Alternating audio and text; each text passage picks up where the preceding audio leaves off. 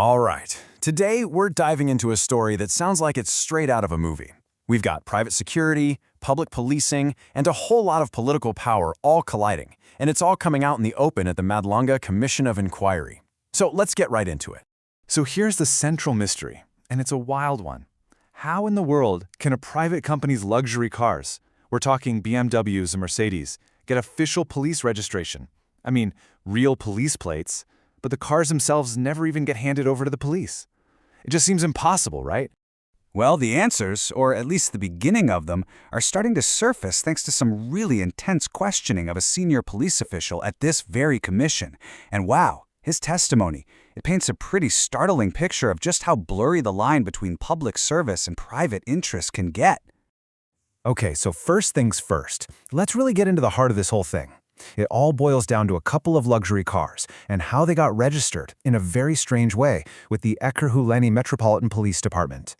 And just so we're all on the same page, the EMPD, that's the official police force for a big metro area in Gauteng, South Africa. You know, they're the ones in charge of law and order for the city, the actual public police. So you got to be asking, how did this even happen? Well, according to Commissioner JD Mkhwanazi, he kind of got swept up in the moment. He testified that there was this big promise of a vehicle donation from a guy named Vusimusi Matla. He's the CEO of a private security company, Cat VIP Protection. And Mkhwanazi said there was just this excitement that made him rush the whole thing through. A lesson learned, he calls it. And when he says rushed, he's not kidding. The evidence laid out at the commission shows just how, well, wrong this whole process was. The entire thing was based on an unsigned letter. There was no proof of ownership at all. And get this, the vehicles were officially registered as city property, but they physically stayed with Mr. Matlala. They were never even delivered to the police. So of course, the commission zeroed in on this. They wanted to know, what exactly was Commissioner Mkhwanazi's role in all of this? And his answer, believe it or not, all came down to a fight over a single word. He was adamant. He kept saying, I did not facilitate any process. He tried to walk this really thin line, saying, okay, yes, I approached people, but he absolutely refused to say he facilitated it. But let's just break down what he did admit to doing, right? He admitted he got all the paperwork from Mr. Matlala, and he admitted he personally took those documents to the city's fleet controller to make the registration happen. So, he did every single step required to make it happen, but he just won't use the word facilitation.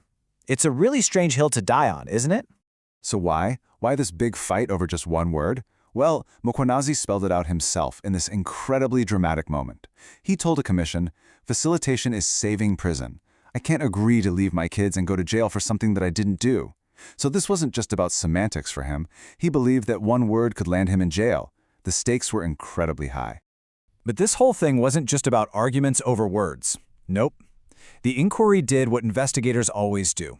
They followed the money. And that trail, well, it led them straight to what looks like a smoking gun. Because that was the real question hanging in the air, right? Why would a senior police commissioner bend over backwards like this for a private security CEO? Was it just a friendly favor, a professional courtesy, or was there something more going on? And bingo, the forensic investigators found it. They uncovered a series of direct payments made throughout 2022 from companies tied to Mr. Matlala. And where did that money go? Straight into Commissioner Mkhwanazi's personal bank account. And the total amount? 70,000 rand. Look, that is not pocket change. These were significant payments landing in his account during the exact same time that he was pushing through these incredibly shady vehicle registrations. The timing is just impossible to ignore. So, when he was confronted with this, what was Mkhwanazi's explanation? It was simple. He said Matala was just assisting a brother. He tried to frame it as just personal help, a friend helping a friend through a tough spot. And that left the commission with a pretty stark choice. Do you believe this was just a generous loan between brothers? Or do you see it as payment for services rendered, services that directly benefited Mr. Matala's business? Now, this whole messy story at the local level, it's not happening in a vacuum. To really get what's at stake here, we need to pull back the camera, zoom out, and look at a huge controversial decision being made at the very top of South African policing. We're talking about something called the Political Killings Task Team, the PKTT. And listen, this wasn't just some random desk job unit. This was a highly successful team. We're talking hundreds of arrests, a major drop in political assassinations, which have been a total plague in some provinces. Bottom line, this team was getting results. And then, just like that, it got the axe. Now, the Minister of Police had his reasons. He argued that task teams like this aren't meant to be forever. He said their work could just be mainstreamed into regular homicide units to avoid creating a, quote, false hierarchy of murder. But the critics at the commission had a very different take.